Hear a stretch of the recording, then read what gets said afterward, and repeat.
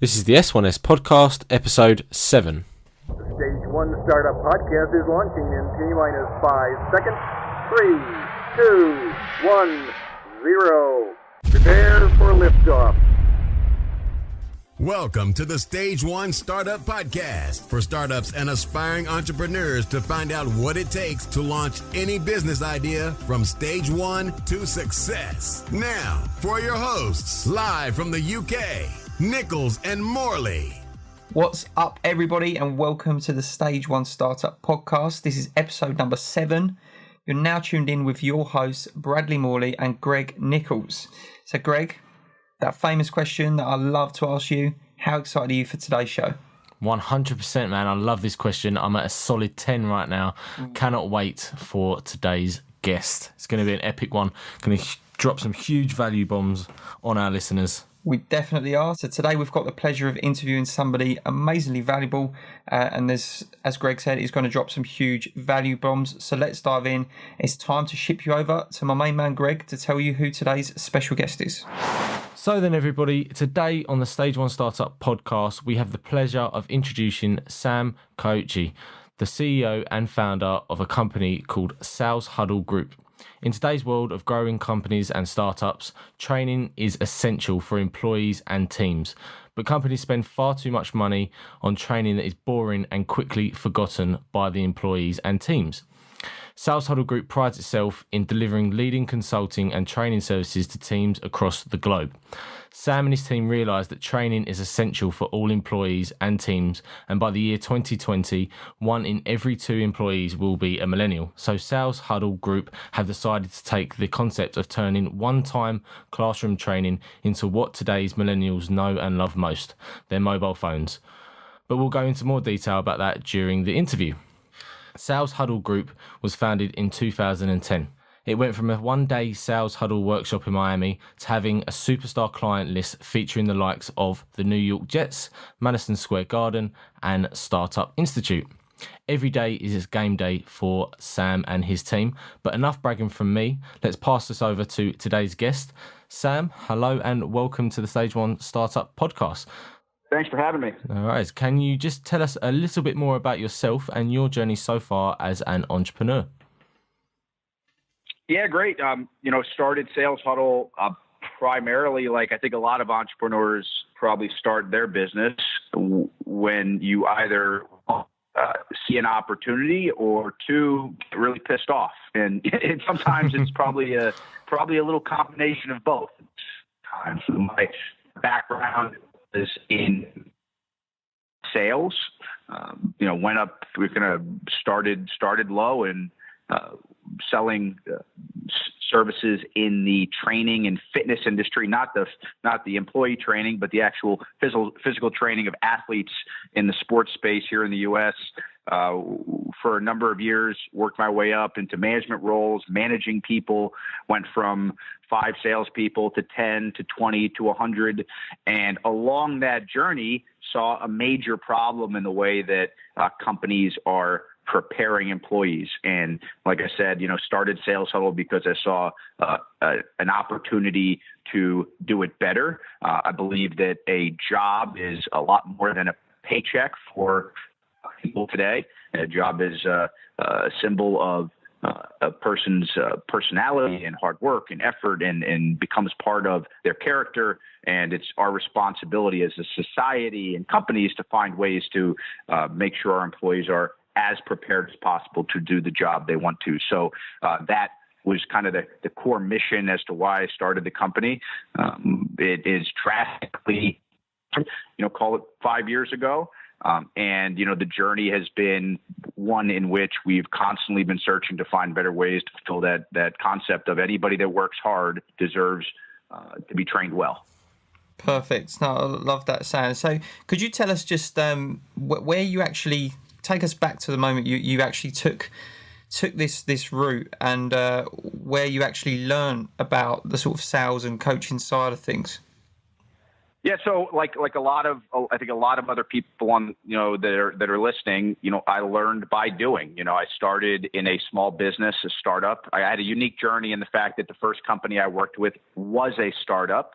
I was hired on day one to be the only salesperson and received, no training. It was like, anybody who remembers, here's the call list, here's the call script, good luck. So that was my first experience being trained, essentially on the job. From there, I went on to work with a major organization. It was a publicly held firm. Talk about going from a company with 20 employees to a company with, 15,000 employees. And it was in that role I got the opportunity with the company was Lifetime Fitness, their major health club chain here in the United States. I got that opportunity to work with a more established, structured training culture. You have a head of HR, you have people in charge of building training curriculum and manuals. And I got my first kind of crack at experience working inside of an organization that actually had structure. Both opportunities before Sales Huddle were interesting because on one hand, the practical real world experience was extremely valuable, although required a lot of struggle. On the other side, the more organized environment for training oftentimes was not something people wanted to do, right? Anybody on the call that owns a business or has been through training before knows that most training is pretty boring. I think that a lot of training today happens where instructors are training at you, not engaging you in that training process. So my journey was as a salesperson, always thinking that time is money. We have to get our salespeople out there on the floor selling as much as possible. They don't want to spend time in a classroom, but training is important and you have to do it. How do we do it better? How do we do it in a way that isn't, I always say, I think that today we train globally. We train employees for the workforce today like it was the 1970s, not like it's 2000, going into the new millennium, 2016 forward. So much technology available, but we don't necessarily use it correctly. In my intro, Sam, I mentioned that, you guys are thinking of new ways to, engage with people and make training more of a consistent thing. We noticed that on your website, you've created an app that makes this more of a reality. So would you be able to just talk about the trading game for us? Absolutely. One of the things that we learned when we thought, I looked at, when we created our company, we didn't have a product yet, and we said we want to create a solution. So we really spent a lot of time doing research in the market.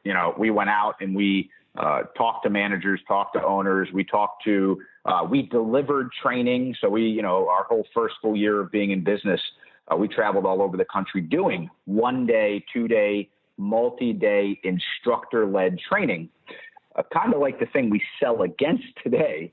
But in doing that, we learned that, two things. One, we have a workforce today, call it millennials and, soon enough, Generation Z. The millennial space will make up half of the workforce by 2020, right around the corner.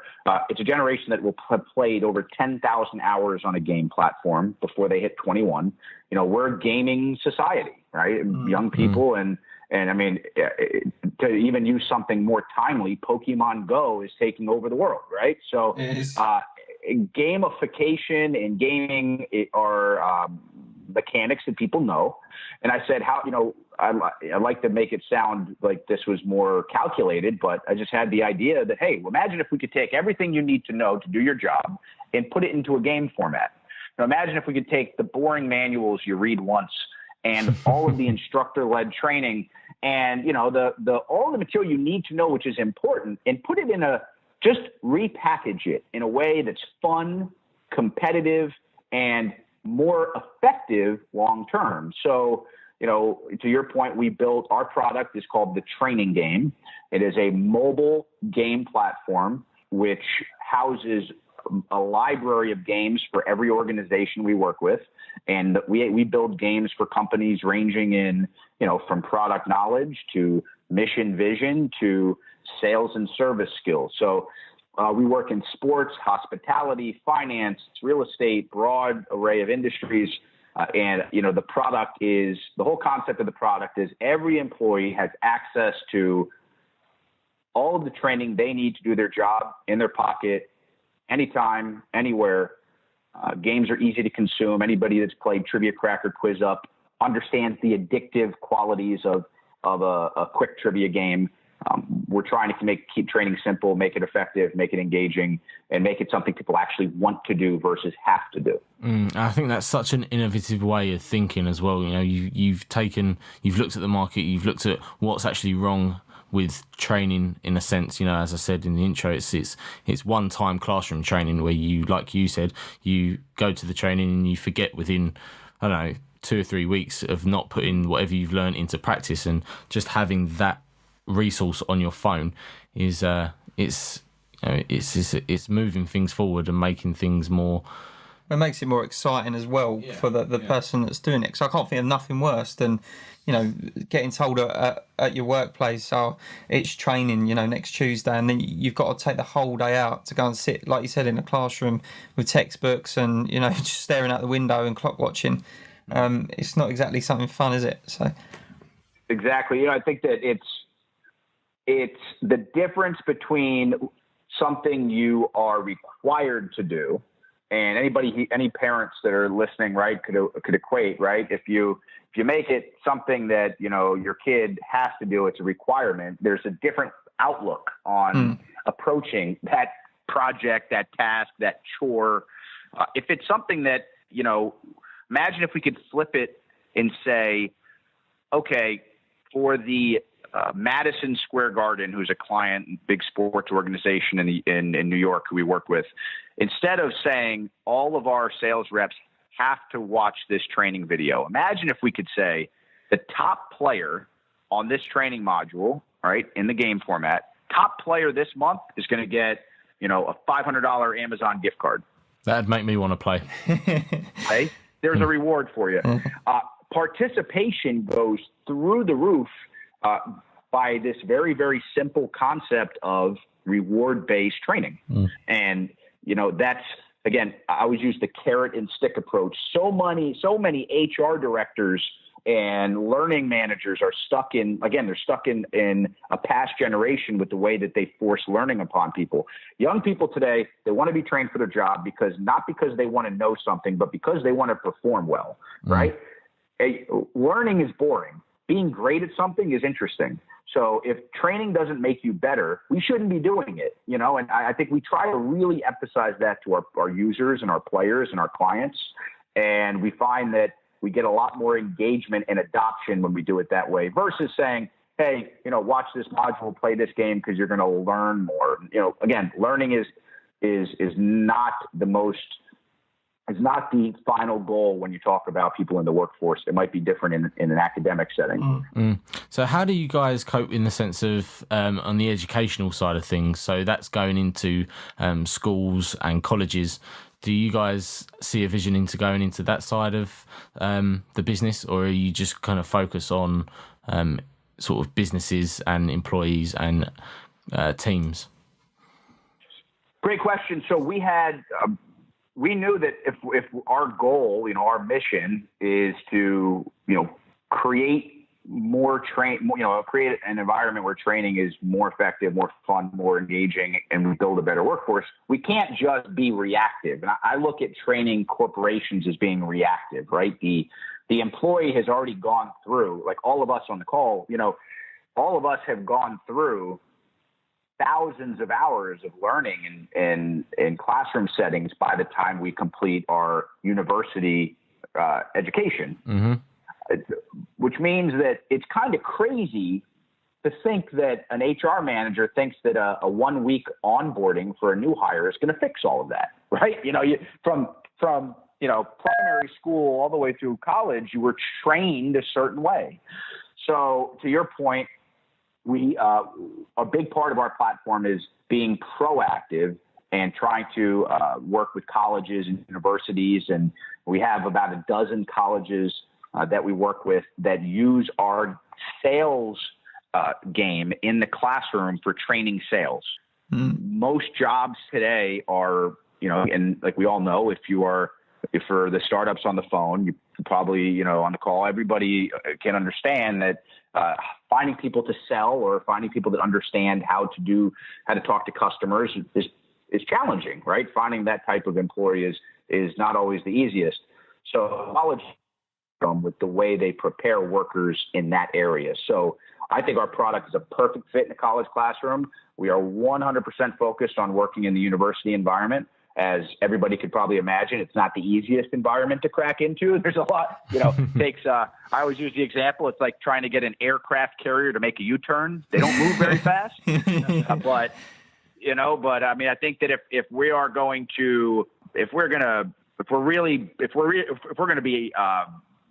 to walk the walk and be true to our mission, we have to be proactive in helping kids coming out of college, and we have to be reactive by helping them once they get a job and giving companies the resources to deliver training better.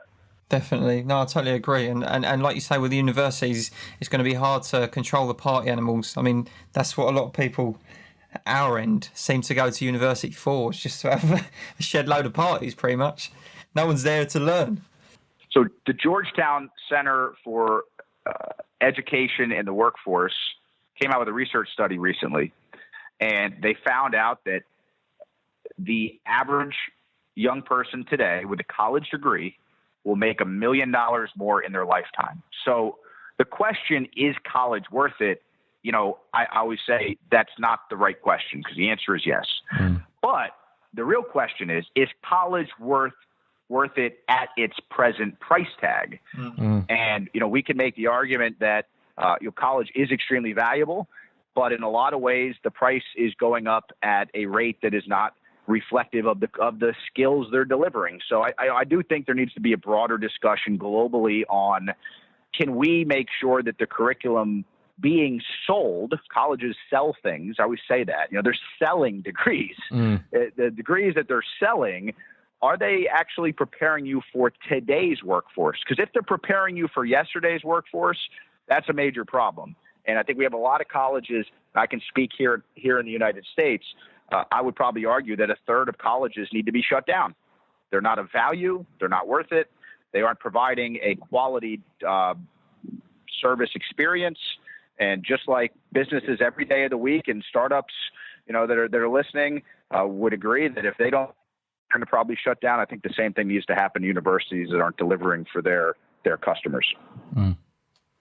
No, I totally agree. I like the theory of that, and we can certainly agree with you at the fact that sometimes it is questionable what you're learning at the higher education, whether it is of value, and we can certainly say the same thing. So yeah, I mean, we never went to college. We went straight into the workforce. We put our sort of heart and soul into corporate lifestyle, and you could kind of say that you still need to be able to learn within your corporate lifestyle. And that's, I think, where Sales Huddle really does come into play, because you're putting that, so you're intertwining that learning still whilst you're employed. So, I think if you can get into both areas and both niches, so that's education and corporate, you can really hit some goals with that one, I reckon. Totally agree. Absolutely. And I think, it's the notion of blended learning, right? I mean, none of us would get on an airplane with a fighter pilot that just read about how to fly the plane, right? I hope not. So college provides a value in, building a powerful knowledge base and critical thinking. But, for all the owners and startups, small businesses that have to deliver every day, they need workers that are ready to go, ready to get to work. I think that's where we need to challenge not just college education, but all training. Is this a vanity experience that we go through just because it's what other people have done? Or is it actually making people better so that when they get out there, they're able to perform and have the knowledge, skills, and abilities to be successful? Definitely. Brilliant. Sam, that has been a fantastic intro. I think we really did cover some key points now there. What we're going to do now is we're going to go into part one of the questions. So for any of our new listeners that haven't heard what part one is about, these types of questions are about the hustle and what Sam did to get to where he is right now. So Brad, did you want to hit us off with the first question? as always. Yeah, I'd love to. So Sam, as Greg said, we're going to take it back now to the starting stages.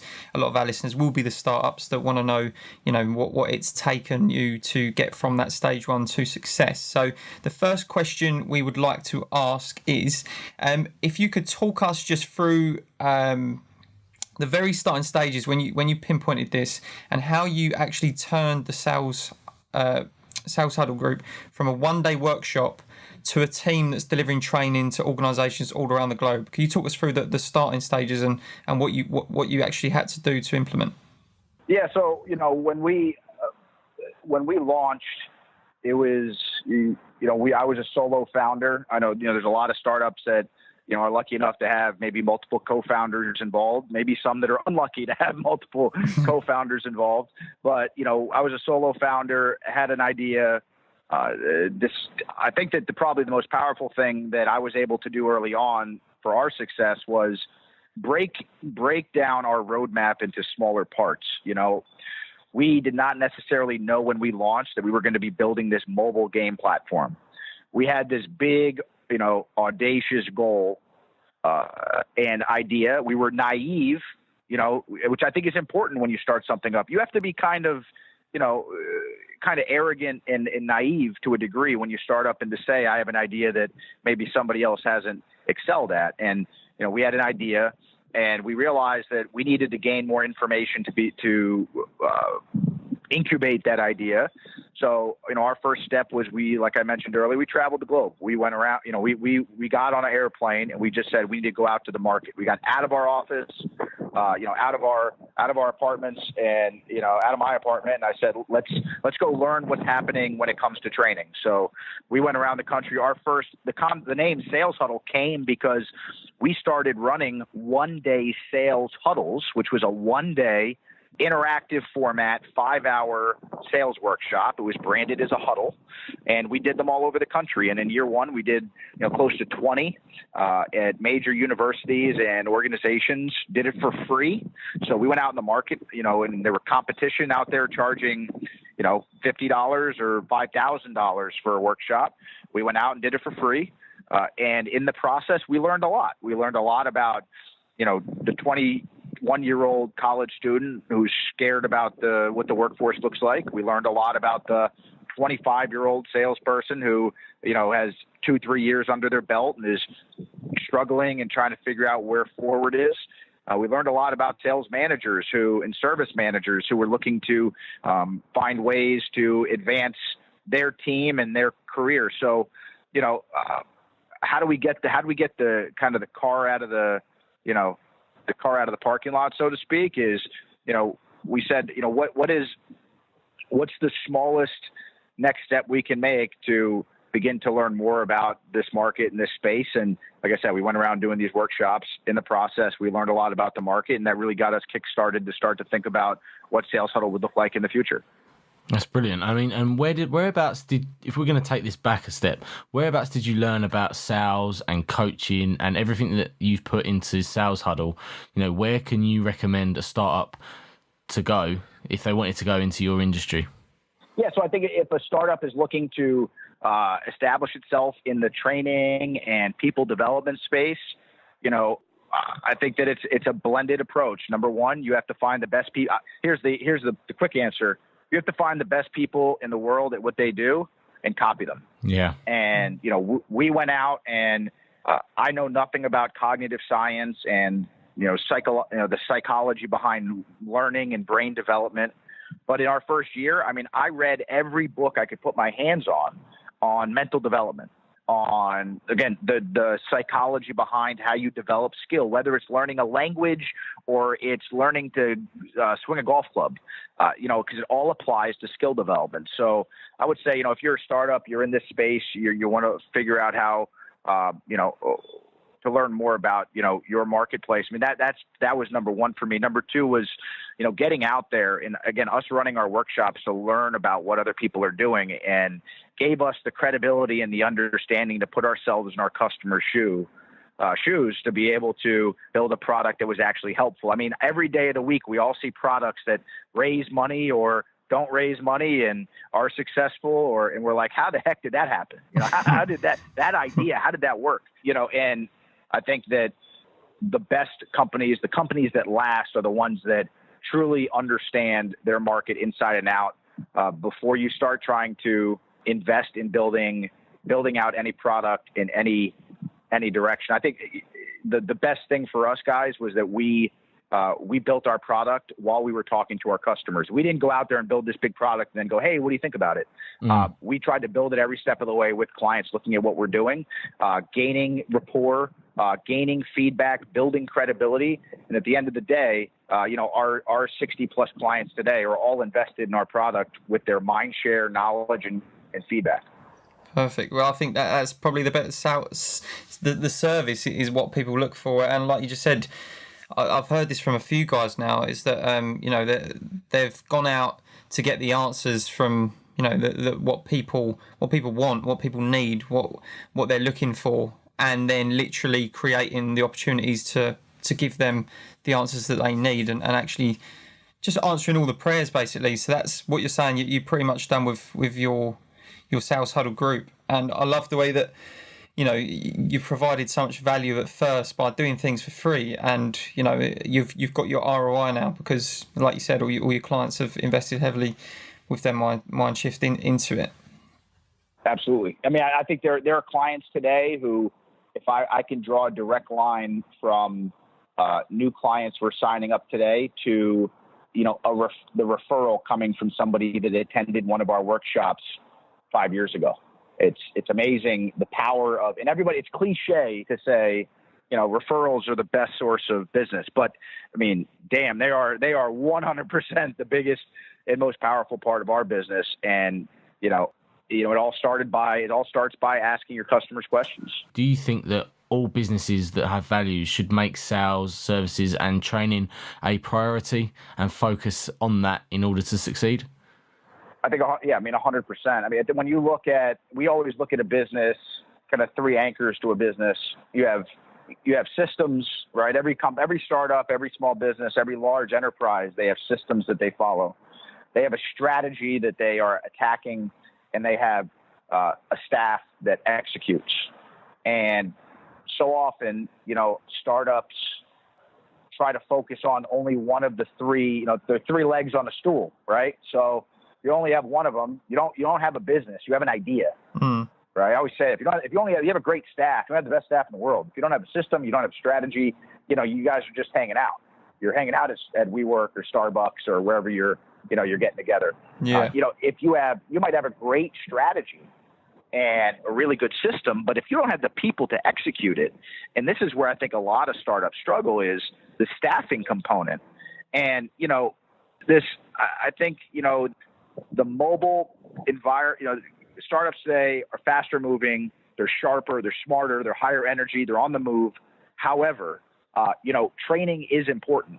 And I think, to the training part of what you said, you have to spend the time and invest it in your people to make them better, because if you're just hiring people that you think are going to figure it out on their own, that's, if you're not paying them as owners of your business, you're going to get what you deserve. Yeah. You have to invest the time. On the other side of it, if you are not trying to consistently find ways to deliver service better, or find ways to reduce friction in your sales process, you're going to continue to struggle. And again, these are kind of, I don't think it's anything earth shattering, but you will struggle. As an owner, my responsibility every day of the week is to make sure all of my people have all the tools they need to be successful, which means our sales process is clean. I understand it and I know how to do it. If I hire a sales team and say, guys, you figure it out, I deserve the failure that might come from that. Yeah. It's my responsibility to say, this is the process. Now they might help me. I'm always open. Like, do you find it? Is there a shortcut? Hey, do we need to have this? Does there need to be 2 calls before we do a pitch? Or, I'm open to being creative, but I need to come to the table every day with, this is our process. These are our service standards. We don't, there is no gray area. This is what we expect to deliver. And I always, kind of in a weird way, I say to our team, I would rather blow the company up than deliver service below the bar we set. It just, there's the standard is the standard. There's no gray area. The standard's the standard. And then on the staffing side, I think that, listen, we're all on this planet for a very short time. There's nothing better we can do than invest in our people. And it's my responsibility as an owner to find ways not only to motivate, but to make sure that they're upskilled. If you hire an employee on day one, they stay with you for 3 years and leave, are they better when they left? Because if they aren't, you did something wrong.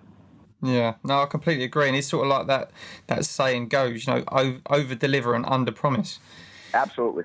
So we're going back to the hustle. You was talking about, the time and investing time into things. Let's take it back to when you first started the Sales Huddle Group and creating your product as such. How much time was you actually investing into building this, Sam? Yeah, so time, I think that most startups today, we can relate to this. When the idea started, when I had the idea, I was still at another job, right? You were working another job, and you have this idea, and it's kind of like, you start to slowly move your time, energy, and resources from one project over to your project. From the company that you're hired to get your company off the ground.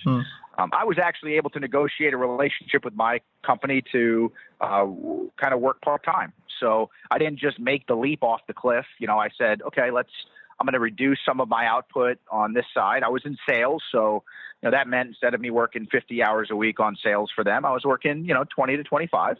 I was able to still keep a revenue stream coming in, and I was able to start to shift some of my energy to this new business concept. And then I think that I self-funded my company. So I think there's a lot of startups out there that are raising a lot of money right now. And, it's definitely something that, we actually have done since we launched. But in our first 2 to 3 years, I totally self-funded the company. So, having another source of revenue was important in year one because it allowed me to fund our launch. And then, really it's from there. I think that the question always pops up is you got to know when to quit stuff. So, knowing at a certain point in time, okay, my resources need to be dedicated here full time, and it's a risk. This is what makes startups great. Like, this is what makes CEOs and entrepreneurs like awesome people to learn from and talk to, because and I'm enamored, and I try to listen and get to as many events and listen to as many shows like this one to hear and learn from others. But that being oblivious to failure, it's saying, this is time. Like at one point I dropped off from 25 hours to 0, lost all the income coming in, and said, okay, now you really jumped off the cliff. And I think that's actually an interesting point, guys, because that's where I think a lot of startups also struggle is once they jump off the cliff, they don't know they jumped off the cliff. It's like they didn't jump off the cliff. They stumbled off the rock and scraping their hands all the way down the cliff, trying to keep some semblance of, risk aversion, so, you jumped. So that means go full speed, don't try to mitigate it. And, I think that as I look back, there are definitely some, where we have been successful is just knowing when to quit certain things and, put all of our energy toward whatever, stage of the business we were in. Yeah, no, perfect. And I love that sort of side of things because on this show, we do tend to focus a lot on helping startups that maybe are looking to make the transition from employee to entrepreneur. A big question is the time and what they should be doing. Should they be doing it in the evening? Should they quit their job? Should they get part-time? And I think that's probably the first one we've heard about the whole taking things part-time. So for any startups that are looking to start, maybe that's an option for you. If you've got that sort of company that you can ask to drop your hours, then drop your hours and make more time for what you're doing. But at least then you've got part of an income to fund it like yourself. So absolutely. I think that, listen, when you start something up, you have to be good at negotiation. If you can't negotiate when you start a business, you're going to struggle. From negotiating vendor relationships, from negotiating the design fees on your website to the print fees on your collateral to, sponsorships at maybe an industry conference you want to sponsor and try to be a part of maybe sooner than you might be ready for. I always said that, there's always a third option, so it's leaving or not the only options on the table. You have to be creative and you have to see the third opportunity. And I think the best CEOs in the world, they approach the world again through that lens, through that oblivious to failure, mindset. Definitely. So Sam, you have an endless list of well-known clients with the Sales Huddle Group. Can you give us at least one tip you used to pull in one of those clients that you can sort of give to a startup out there? Yeah, absolutely. When we started, our first clients in the sports industry were interesting because I've never worked in sports. So I never worked in sports in the ticket sales side of the sports industry. So our first sports client was a major sports organization in Washington, D.C. It's the ownership group of the Washington Capitals, which is the hockey team, the Washington Wizards, the NBA team, and the Verizon Center, which is the home arena in Washington, D.C. And, the outreach was pretty basic. I found the right person to send an email to. I found the VP of sales online. I did my digging and my research. I sent an email to try to have a conversation. I was lucky. He responded and said, yeah, I'd love to have a call. I'd be open to learning more about what you're doing. And we set up a call. And on that call, I think this is where a lot of sales reps today struggle with the idea that every person you meet, I approach as if I'm going to know them in 50 years. So if I'm going to know them in 50 years, I'm not going to treat them like crap today, right? I never know who this person is, what bar am I going to bump into them in. So I always approach every relationship I'm in kind of with this long view. And I had a great call. We had maybe a 15-minute phone conversation. And, he said the call was wrapping up. And I felt like anybody that's been on a sales call before and it's like the call's wrapping up, it's like, what do we do next? Okay, so I want to talk about pricing. How do we get them to say yes? Got to close the deal. Yeah, how do we close this? And I remember, I blurted out, I said, hey, I'm going to be in Washington, D.C. next week. Why don't we just get together for breakfast? And, he didn't know that I wasn't going to be in Washington, D.C. next week. I just gave it a shot. I just planned, hey, I'm going to be in town. And the end of the story is, he said yes. I met him for breakfast. We had a great meal, and they bought. And they said yes. And ever since then, I have had the point of view that we get on planes. Every potential sale, and again, every business is different, but I think everybody can apply this to theirs the same. We're a service business. We're a high-ticket enterprise sale. Our platform ranges from 20,000 US up to, 150,000 US. So we will, it makes sense to get on a plane to go meet somebody to close a sale. Yes. But, I will always, always, always value a face-to-face breakfast, lunch, dinner, drink, coffee over a demo or webinar that's boring any day of the week. Demos and webinars are great. People do them because I think that they have to. I would rather be in the room. I always said break bread. Like, can we go break bread with somebody? We're going to go have dinner, go have breakfast, go meet somebody. That has been, a huge part of our strategy and our culture that has helped us to be successful. This is a relationship game. I think if you start looking at your business from the point of view of how do we forget building trust? We all know people in our life that we've known for 15, 20 years that we still don't trust, right? I think that's a big business concept. Build trust with the customer. My goal is not to build trust. That happens, that's great.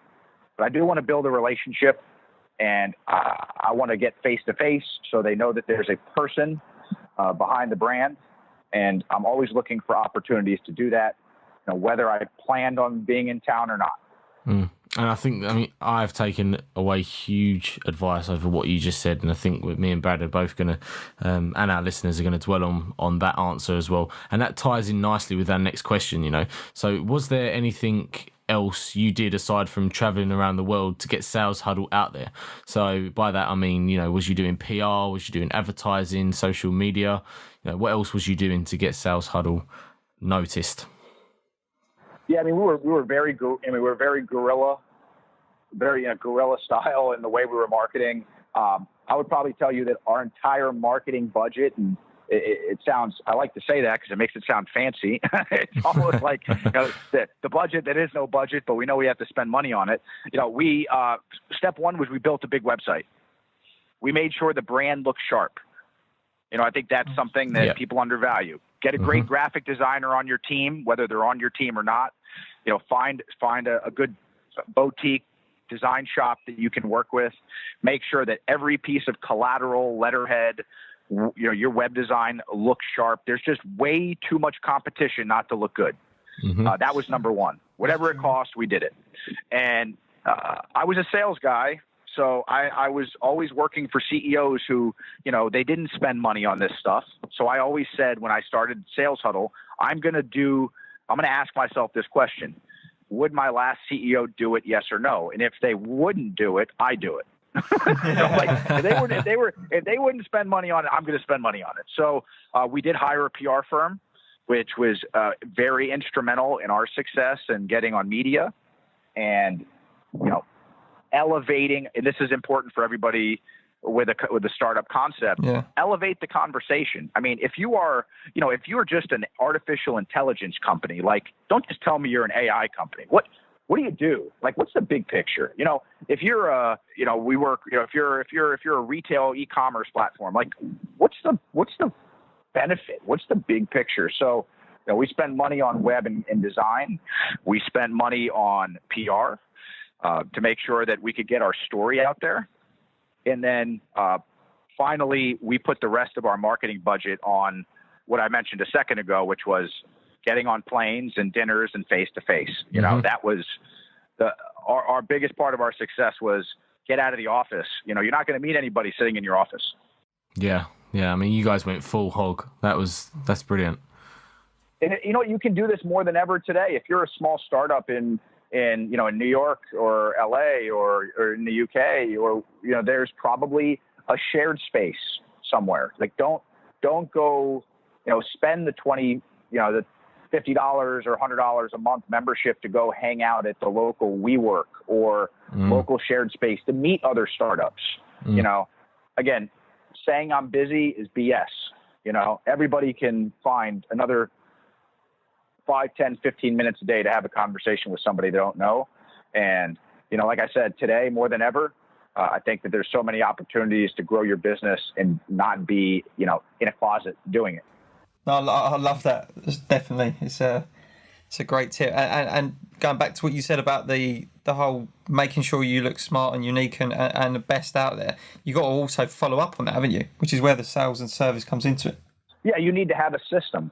And, one of the first things we did, and I don't think there's a month, guys, that go by that we don't at least stop and put the process up on the board and, ask ourselves questions and be critical about it. Where can we, hey, does this email, should this drop 6 a.m. instead of just at 10 a.m. every day? Where can we tweak and fine tune process? So, people talk about the term micromanagement, right, as a bad term. You don't want to micromanage employees. You need to micromanage your sales and service process. Forget people for a second. You need to, if you could take your whole sales and service process and, I always use a retail example. Apple doesn't just put iPads together however they put them together and put them up on, put them together however they put them together and put them up on a shelf, right? There is a standard process they follow, and they meet quality control standards. Every lead that comes through your sales pipeline should follow the same process. It should be a ritual. And, some people, and I get it, when you're starting out, you're just figuring out, you try a bunch of stuff, try some different things. Nothing wrong with that. But eventually you need to come down to what that process looks like. And, the only way you're going to figure it out is just by guessing. I think that I've started my company and we've gotten lucky. People don't like to talk about it. We've gotten lucky. A few conversations go the wrong way and our bank account falls under where it needs to. I might be working somewhere else right now, but we got lucky and we stayed true to our process and worked our ass off, and we're tough about it. But if we didn't have a process to come back to, we would have never figured out our way forward every time. And it's also about the customer experience as well, isn't it? Making sure that the customer feels unique and I'm going to say loved, and putting that as part of your process as well. Would you agree? Customers more than ever have a louder voice than ever. Social media is a powerful platform. Customers can talk positive, negative, or indifferent about you. Because of that, companies need to be more aware than ever that, an angry customer isn't just isolated. And, I think that is not the reason why you design a better customer experience program, but it's a powerful mechanism to understand how you can leverage happy customers. The customer experience process needs to be micromanaged the same way. When we're very aware of the fact that when a customer says yes, when they buy, right, and we're all happy and we throw the party and we pop the bottle of champagne and everybody's ready and excited. I'm very, very aware that that's like the happiest day and the most nervous day, because I'm also aware of the fact that that might be the happiest the customer ever is with our product. I'm not just saying us, but any company, right? How many people have buyer's remorse, or they bought the shirt or the car or the subscription to that online $5 a month, it's to say, set it and forget it membership. You're never going to, you're happy about it in the first 30 days, but 2 years later, after you haven't used it, you're kind of aggravated. So never forget that your customer's happiest day might be the day that they buy. How do we fight to keep it, as high or higher? How do we get them to really be raving fans? And you're not just going to do it. You're not going to do it by just doing a good job. People are paying you real money. They're putting their commitment behind you. We sell B2B. So, employees are putting their brand on the line to their leadership. So, just making sure that they like you usually isn't enough. It's definitely part of it, but, we have to find ways, we do a lot of things at our company when, I always said, celebrating is big at Sales Huddle. If I see that one of our clients just made made the Super Bowl, we send, we're going to put something in the mail to them. It might be, something goofy, like, a 5-gallon tub of popcorn for their team to share. It might be, their favorite tequila because they just got married. But we have to be aware. I think that it starts from just being aware. Like, we're going to build a culture where people are our clients are our friends. I think if you think that way for your business, new opportunities will emerge. You will see opportunities for your business and build systems around them. When a client finishes a demo with us, I'm walking out of the meeting and there's a package in the mail to them with some follow-up items and, some type of cool, we throw some cool stuff in there as well, whether it's a shirt or a hat, or we kind of customize stuff to clients. But I'm very aware of the minute I leave the demo, there's other things that they're going to be barraged with. How do I keep us front and center? How do we keep our stuff on their desk? And, you have to think about those things. And getting back in their mind before they've even had a chance to forget about you. That is, isn't it? Absolutely. Perfect. So I think Greg's going to take us to the rocket round. Tell us about the rocket round, Greg. What we do now then, Sam, we ask you 5 quick questions, which is called the rocket round. Those questions are literally questions that both me and Brad have thought of on the spot so that you can think as quickly as possible with your answers. Are you ready for your first question, Sam? I'm ready. Okay, so your favourite social media platform? LinkedIn. And your reasons why? Powerful way to connect with decision makers. We sell B2B, from knowing who's looking at from knowing who's looking at what you're doing to being able to find the right person in an organization to being able to begin the social conversation and what looks like. I think LinkedIn's kind of like you bump into somebody in the lobby at your office, right? Yeah. Whereas Twitter is you're kind of like, you're out at the pub and you bumped into somebody. It's a little different. So I think that at LinkedIn, it's a great first conversation. Very powerful tool for sales reps, powerful tool for CEOs to learn who they should be talking to. Are you wasting your time? Are you spending your time and investing with the right people in the organization? I think it's an awesome platform. Brilliant. Perfect. So next question, what is your favorite entrepreneur / startup book? Favorite startup book. I'd probably say that I'm a history buff. So, you know what I like? This is a curveball. I like Team of Rivals. And it's a book on the American president, Abraham Lincoln, how he went from basically losing every election he's ever ran for to running for president of the United States, actually winning. And then he basically brings all of his rivals together to build his cabinet and his core team. And it was the way he tackled a really rough time in American history. I think there's a lot of great entrepreneurship books and startup books out there. I think that also there's a lot of there's a lot of material that kind of circulates. I'm a history buff. I believe the best, history will constantly repeat itself. I'm actually, if you were looking at my desk right now, I probably have 3 history books, one economics book and, some hope maybe a fun book, but probably not. Cool. Okay then. So next question. One piece of sales technique that you can give to a startup. So your favorite sales technique. Favorite sales technique. So I think that one of the biggest things startups struggle with is closing deals and trying to move forward when they get faced with an objection. This is a technique called feel, felt, found. When a startup, whether you're an owner or you're a sales rep and you're in a difficult situation, can even be used for service situations. So, let's say, for example, I'm in the middle of a conversation with a customer and I'm trying to close them, and the customer says, I have to think about it. I'm not sure right now. Your immediate response needs to follow feel, felt, found. Because what happens when you handle an objection is most people, they don't respond. They respond aggressively. So it says, hey, I want to think about it. You might respond and say, why? And you might respond, because and then there's this combative conversation. Yeah. So feel, felt, found is a powerful tool to use when you get any objection. So like, for example, let's say, Bradley, you said, I got to think about it.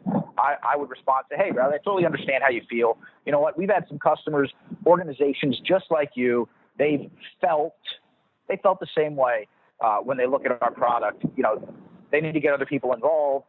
It's a big choice for the organization. What we've found is the best next step is, why don't we set up this face-to-face meeting for sometime end of this week or early next week? That'll give us the opportunity to get everybody in the room so that everybody can give their point of view on what we're looking at. How does that sound?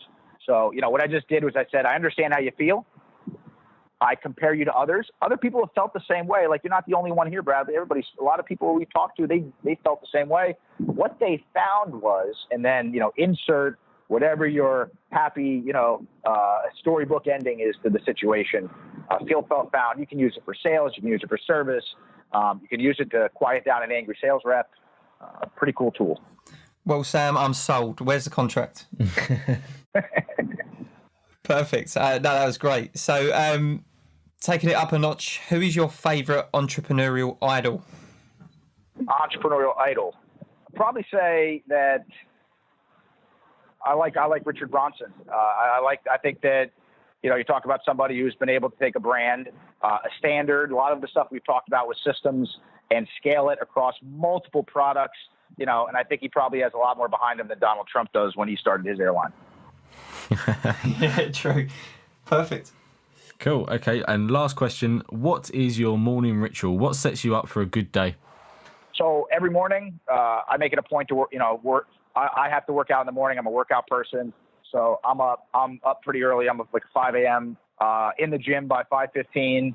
So grab my coffee. I'm in the car. I'm in the gym, and I work out for about a half hour every morning, and a little bit of a different workout. Some people make fun of me about it, but my workout consists of me doing like one upper body exercise, one lower body exercise, and then I send an email.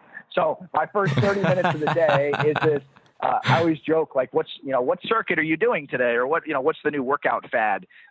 My morning workout plan is, I call it a power hour, even though I only work out for 30 minutes, because the power 30 wouldn't be that interesting. So I call it my power hour.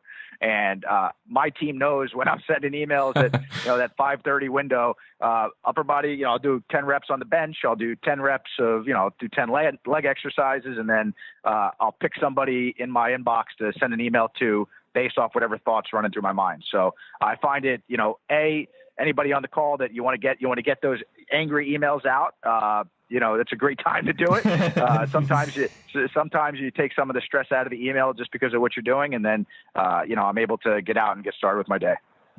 So I like that a lot. Yeah, that's great.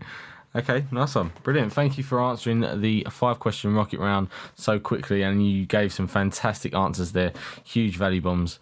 So what we're going to do now then, Sam, we're going to jump into the second part of the questions. These questions will be about the tools and techniques that work for you and your business. Brad, did you want to hit us off with the first question? Definitely. Sam, this question we get a lot of different answers from this, but I want to sort of hear your side on this. So this day and age, a lot of businesses are online. So what my question would be, do you think that somebody looking to get into the sort of sales and service industry should be getting online and, launching their website and being quite heavily focused on being online generally, rather than just all offline based? So this is for somebody already working with a company or looking to get into the industry? Get into the industry. I mean, I think that, showing that you have skills beyond just the basics is really powerful. So if you are applying for a job and you again, have a website out there that shows your resume and maybe shows some thoughts and proves that, hey, this person understands some fundamentals of, graphics and web design, I think is really powerful. As I look at employees today, listen, there's so many different tools available. You're using social media. I have sales reps. They have to know how to build a PowerPoint deck, right? You have to know how to do it. It's got to look sharp. You have to know how to be able to edit, landing pages. There's so many little tools that are available today that the training process is it's more complex than ever. So I think that anytime somebody that's looking to get into sales and service or marketing, I think that it's a great avenue and great opportunity for them to show that they stand out from the crowd. And whether that's building a website I also think they should make sure that their social media channels are reflective of their brand that they are, that they're trying to exhibit. I think that, your web presence is, something that plays a critical role in the way people evaluate you. Was totally different 10 years ago, right, guys? You could, today, if somebody applies for a job or somebody puts an inquiry, I can find them and learn a lot about them in minutes. So you want to make sure that brand is So then, Sam, correct. What kind of tools and resources are you guys using on a day-to-day basis to, make the job easier over at Sales Huddle? Yeah, so we have a customer relationship management platform. So we use Salesforce for CRM. There's a lot of CRMs out there. I think that is the foundation of your business. Again, I don't care if you're a salesperson or you're a CEO, you need to have a CRM in place. There's just too much happening to have it in Excel or in a notebook or in your head. Yeah. So we use CRM. We use it religiously. If it's not in Salesforce, it didn't happen. That's almost, the level at which we invest in and trust CRM. That's number one. We have a email platform that we use. We use MailChimp for all of our broader communications.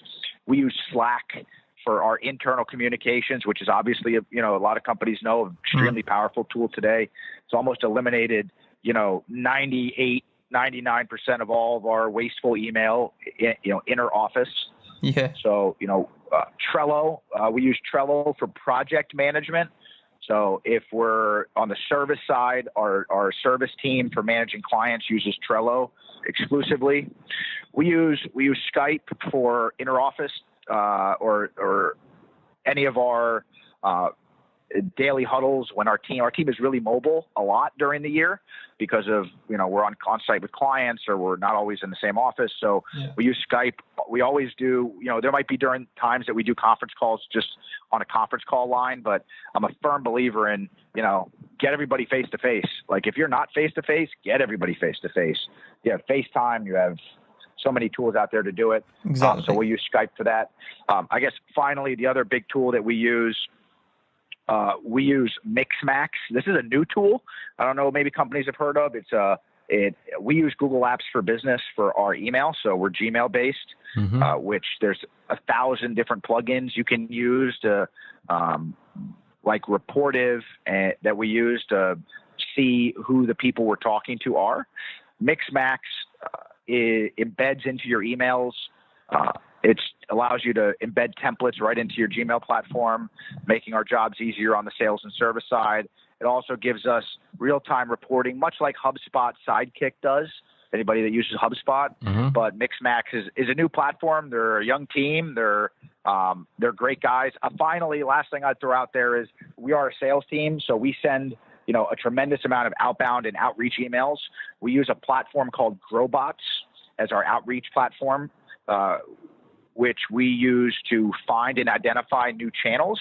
So if you're a B2B company out there and you're looking for, and you buy lists, or you find that's not effective, or you struggle to build lists to send email blasts to, I highly encourage you to look at Growbots. They're an awesome platform if you're struggling to consistently automate and send emails out. That's probably been, summing up all the tools. Automation is extremely powerful. There's no reason to not have cadences and have automate some of the simpler tasks that your sales and service team is doing. And any place that we can automate parts of the service process, I feel helps us stay true to our strategy, and without as many angry conference calls.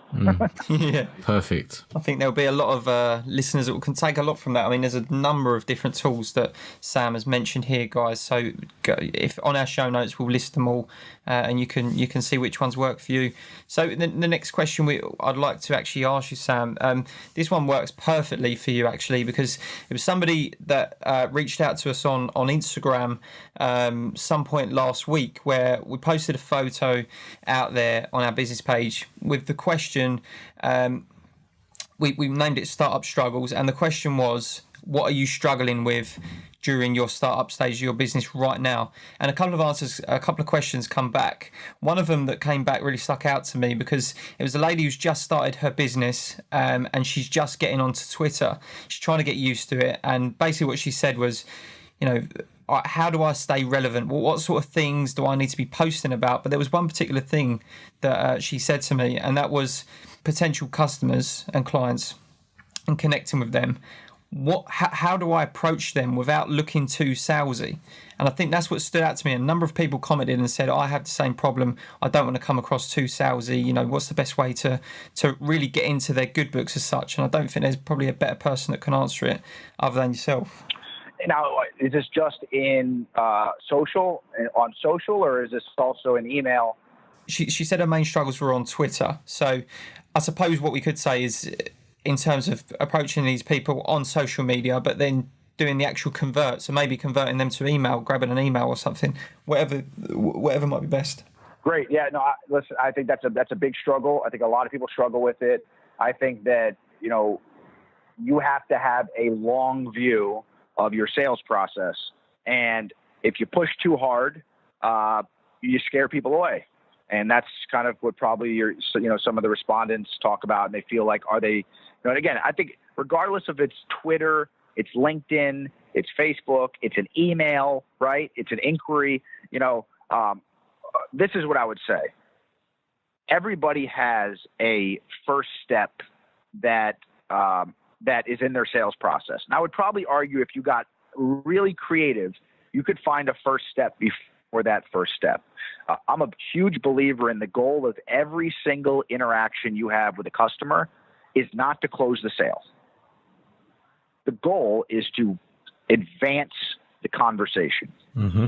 So if I received an email, my goal is not to respond in a way that sells what we do. My goal is to get you to accept a call time for next week. I might say, hey, Susan, great question, great point. I'd love to have a conversation. Do you have 5 or 10 minutes this week or next week? I try to stay away from selling through email or selling through social if I don't have to. I think that if a conversation makes more sense, we try to push to that. And we'll say, if they have a question, That's a great question. I would love to answer it.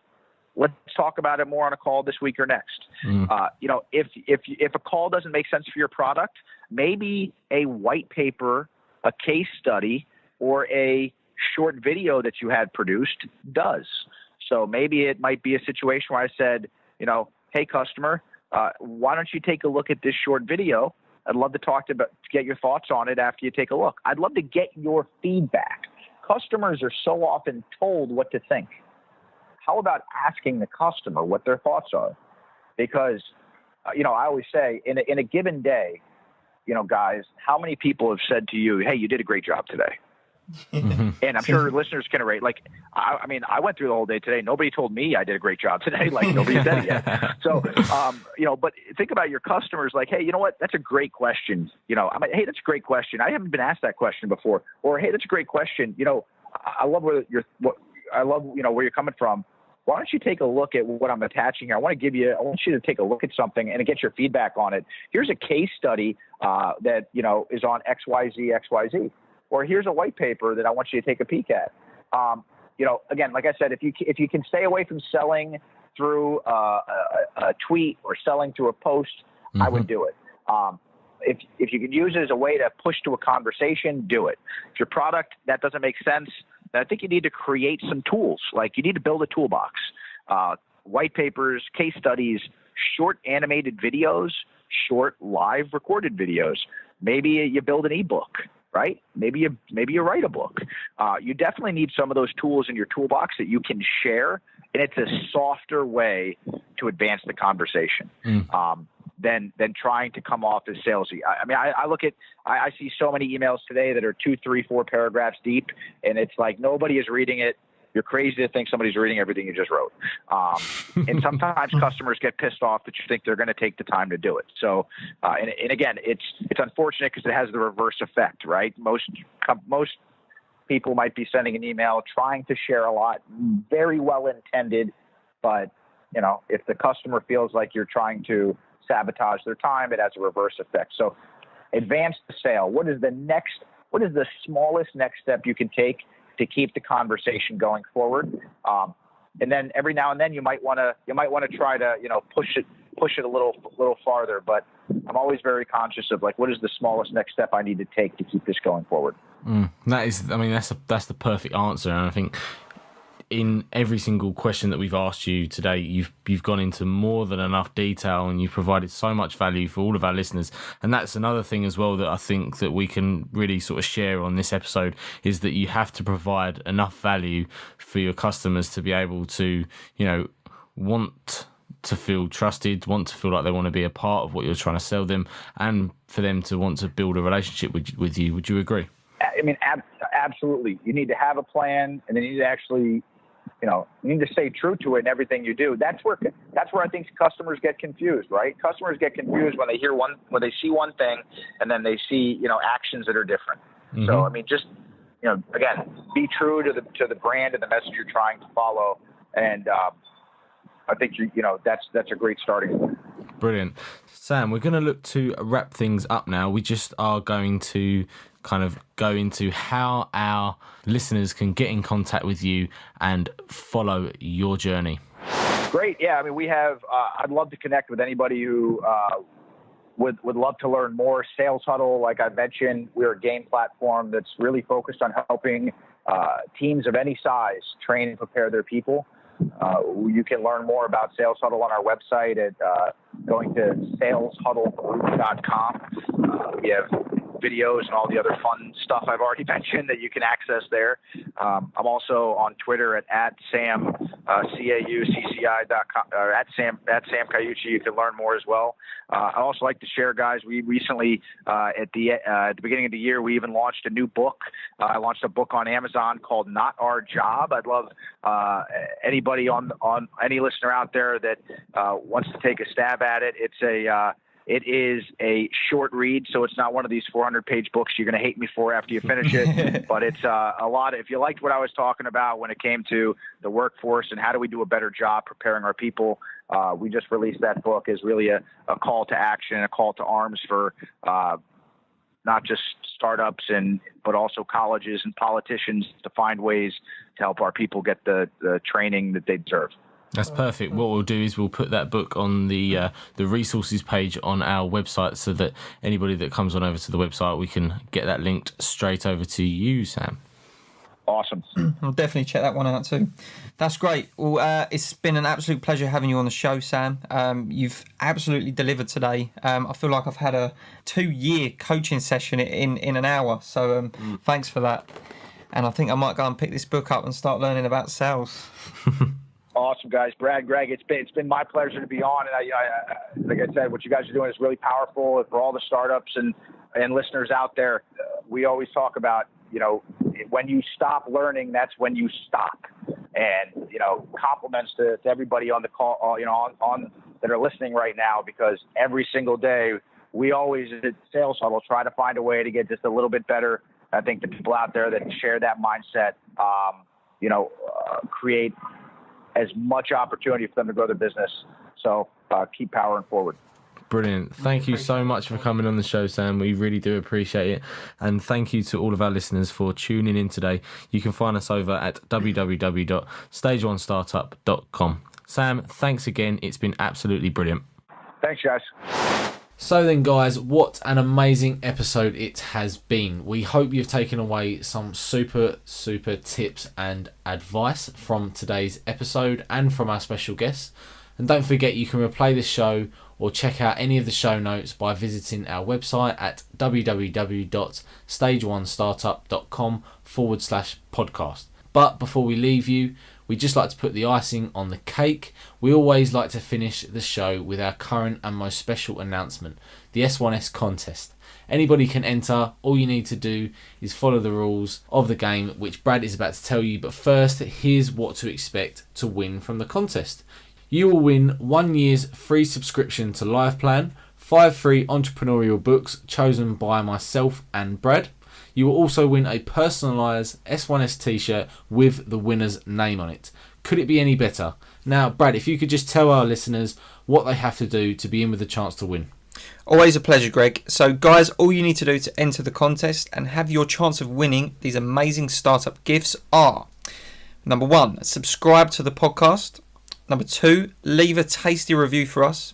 And number 3, give us a big fat 5-star rating.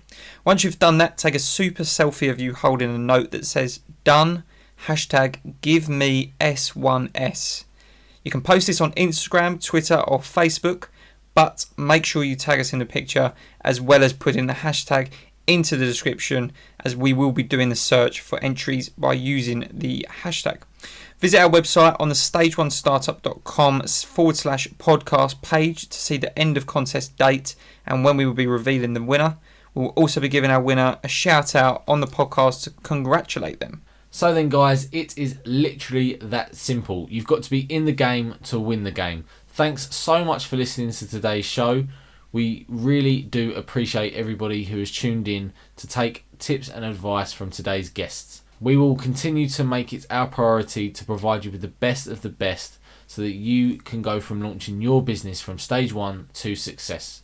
Goodbye for now, guys, and we shall see you in the next episode. Houston, we're back. Thank you for listening to the Stage 1 Startup Podcast. If you're looking to launch your own business idea, visit stageonestartup.com for recommended resources and step-by-step guidance to help you succeed. Prepare for takeoff.